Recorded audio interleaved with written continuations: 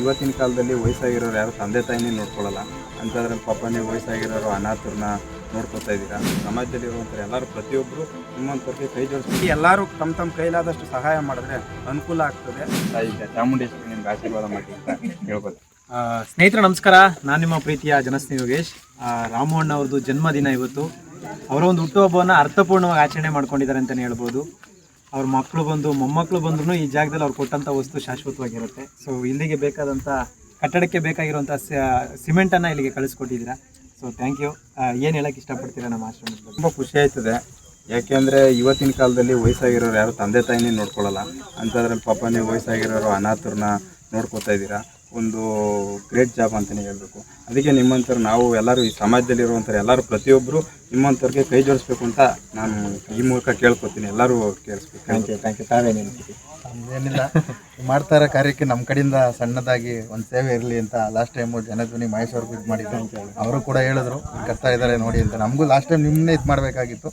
ಈ ಸತಿ ನಮ್ಮ ಕಾಲ ಕೂಡ ಬಂದಿದೆ. Thank you so much. ಒಳ್ಳೆಯದಾಗಲಿ. ಸ್ನೇಹಿತರೆ, ಪ್ರತಿಯೊಬ್ಬರು ಕೂಡ ಈ ವಿಡಿಯೋನ ಶೇರ್ ಮಾಡಿ, ಸಪೋರ್ಟ್ ಮಾಡಿ. ಜೊತೆಗೆ ಇಂಥ ಒಂದು ಪುಣ್ಯದ ಕೆಲಸಕ್ಕೆ ಎಲ್ಲರೂ ಕೂಡ ಕೈ ಜೋಡಿಸಿ. ನೀವು ಕೊಡುವಂಥ ಇಟ್ಟಿಗೆ, ಮಳ್ಳು, ಜಲ್ಲಿ ಶಾಶ್ವತವಾಗಿ ಸೂರ್ಯಚಂದ್ರ ಇರೋರಿಗೆ ಶಾಶ್ವತವಾಗಿರುತ್ತೆ.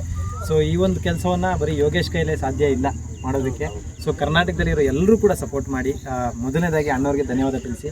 ಜೊತೆಗೆ ಅವ್ರಿಗೆ ಜನ್ಮದಿನದ ಶುಭಾಶಯಗಳು. ಭಗವಂತ ಆಯುಷು, ಆರೋಗ್ಯ ಎಲ್ಲವನ್ನ ಕಾಣಿಸ್ಲಿ. ಹಾಗೆ ನೋಡೋದು ತೋರಿಸಿ, ಹಂಗೆ ಒಂದ್ಸತಿ ಕೆಲಸ ನಡೀತಾ ಇದೆ. ಸೊ ಈ ಕೆಲಸ ಆಗ್ತಿರೋದ್ರ ಬಗ್ಗೆ ಬೇಗ ಆಗಲಿ ಅಂತ ಸ್ವಲ್ಪ ಒಂದಷ್ಟು ಜನಕ್ಕೆ ಮಾಹಿತಿ ಕೊಡೋಣ. ಎಲ್ರಿಗೂ ನಮಸ್ಕಾರ. ಏನಂದರೆ ಪಾಪ ಯೋಗೇಶ್ ಅವರು ತುಂಬ ಕಷ್ಟ ಬಿದ್ದು ಒಂದು ಒಂದು ಸ್ವಂತ ಜಾಗದಲ್ಲಿ ಒಂದು ಆಶ್ರಮ ಮಾಡಿ, ಯಾರೋ ಬೀದಿಲಿ ಅನಾಥರಿರ್ತಾರೆ, ಯಾರೋ ಅವ್ರಿಗೆ ನೋಡ್ಕೊಳ್ಳೋರಿಲ್ಲ, ವೃದ್ಧರಿರ್ತಾರೆ, ತಂದೆ ತಾಯಿ ವಯಸ್ಸಾಗಿರೋರು ಇರ್ತಾರೆ, ಅಂಥವ್ರನ್ನ ನೋಡ್ಕೋತಾ ಇದ್ದಾರೆ. ಸೊ ಎಲ್ಲರೂ ಈ ಕೆಲಸನ ಒಬ್ಬರೇ ಮಾಡೋಕ್ಕಾಗಲ್ಲ. ಹಾಗಾಗಿ ಎಲ್ಲರೂ ತಮ್ಮ ಕೈಲಾದಷ್ಟು ಸಹಾಯ ಮಾಡಿದ್ರೆ ಅನುಕೂಲ ಆಗ್ತದೆ. ಸೊ ಎಲ್ಲರೂ ನಿಮ್ಮ ಕೈಲಾದಷ್ಟು ಸಹಾಯ ಮಾಡಿ ಈ ಒಂದು ಒಳ್ಳೆ ಕಾರ್ಯಕ್ಕೆ ಕೈ ಜೋಡಿಸ್ಬೇಕು ಅಂತ ನಾನು ಈ ಮೂಲಕ ಕೇಳ್ತೀನಿ. ಥ್ಯಾಂಕ್ ಯು ಅಣ್ಣ. ಒಳ್ಳೇದಾಗಲಿ, ಎಲ್ರಿಗೂ ಒಳ್ಳೇದಾಗಲಿ. ಶನೇಶ್ವರ ಒಳ್ಳೆ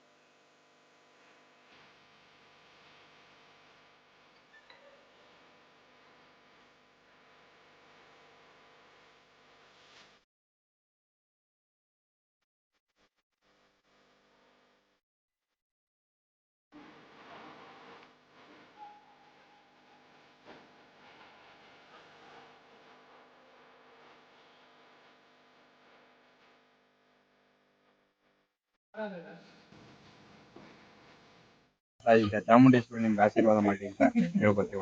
ಎಲ್ಲ ಸಪೋರ್ಟ್ ಮಾಡ್ಬೇಕಷ್ಟೇ. ಈ ಏನು ಕರ್ನಾಟಕ ಜನ ನೋಡ್ತಿದಾರಲ್ಲ, ಬರೀ ಅಲ್ಲಿ ಎಲ್ಲೋ ಒಂದ್ ಕಡೆ ಕೂತ್ಕೊಂಡು ಕಮೆಂಟ್ ಹಾಕೋದಲ್ಲ. ಸೊ ಇಲ್ಲಿ ಬಂದು ವಾಸ್ತವ್ಯ ನೋಡ್ಬೋದು. ಯಾಕಂದ್ರೆ ಮನುಷ್ಯನ ಅವಮಾನಿಸೋದೇನು ಜಾಸ್ತಿ ಟೈಮ್ ಬೇಕಾಗಲ್ಲ. ಬಟ್ ಅವ್ನು ಮಾಡ್ತಿರೋ ಕೆಲಸನ ಸ್ವಲ್ಪ ನೋಡ್ಬೇಕು, ಆಳವಾಗಿ ನೋಡ್ಬೇಕು. ಏನ್ ಮಾಡ್ತಾ ಇದೀವಿ, ಯಾಕೆ ಮಾಡ್ತಾ ಇದೀವಿ, ಇದ್ರ ಉದ್ದೇಶ ಏನು, ಮುಂದೆ ಇದರಿಂದ 4 ಜನಕ್ಕೆ ಉಪಯೋಗ ಆಗುತ್ತಾ ಇಲ್ವಾ ಅನ್ನೋದ್ರ ಬಗ್ಗೆ ಸ್ವಲ್ಪ ಯೋಚನೆ ಮಾಡ್ಕೊಂಡು. ಖಂಡಿತ ನಮ್ಗೆ ನೋಡಿದ್ವಲ್ಲ, ನಾವು ಆಲ್ರೆಡಿ ನಾವು ಅವಾಗಿಂದನೂ ನೋಡ್ತಾ ಇದ್ವಿ ನಿಮ್ಮ ಸೇವೆ ಎಲ್ಲ ಮಾಡೋದನ್ನ. ತುಂಬ ಖುಷಿ ಆಯ್ತಾಯಿತ್ತು. ಇವಾಗ ಒಂದು ಸ್ವಂತ ಜಾಗದಲ್ಲಿ ಇಷ್ಟು ಜನ ಎಲ್ಲ ನೋಡ್ಕೋತೀರ ತುಂಬ ಗ್ರೇಟು. ಯಾಕೆಂದರೆ ಅಷ್ಟು ತಮಾಷೆ ಅಲ್ಲ, ಜನ ಎಲ್ಲ ನೋಡಿಕೊಂಡು ನಾನು ಯಾರ ಹತ್ರ ಆದ್ರೂ ಕೇಳ್ತಾ ಇದ್ದೀನಿ ಅಂದ್ರೆ ಇವತ್ತು ಮಾಡ್ತಾ ಇದ್ದೀನಿ ಕೊಡಿ ಅಂತಿಲ್ಲ, ಮಾಡಿದ್ದೀನಿ ಆಲ್ರೆಡಿ. 160 ಜನ ಆಲ್ರೆಡಿ ಇದ್ದಾರೆ.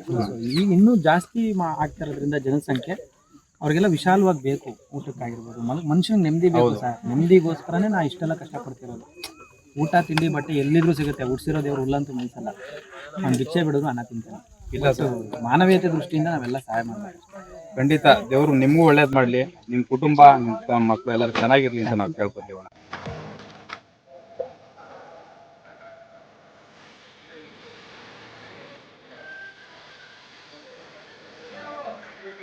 Yo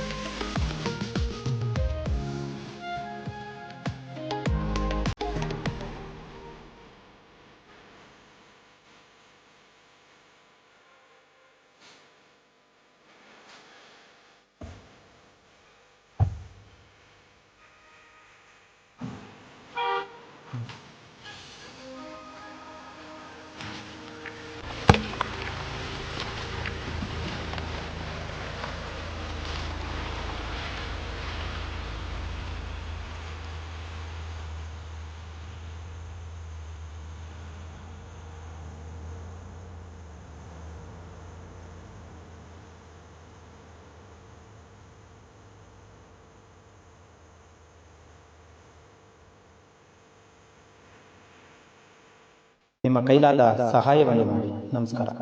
ನಾನು ನನ್ನ ಮನಸ್ಪೂರ್ವಕವಾಗಿ ಯಾವಾಗಲೂ ಒಬ್ಬರಿಗೆ ಒಳ್ಳೆಯದನ್ನೇ ಬಯಸುತ್ತೆ. I mean it.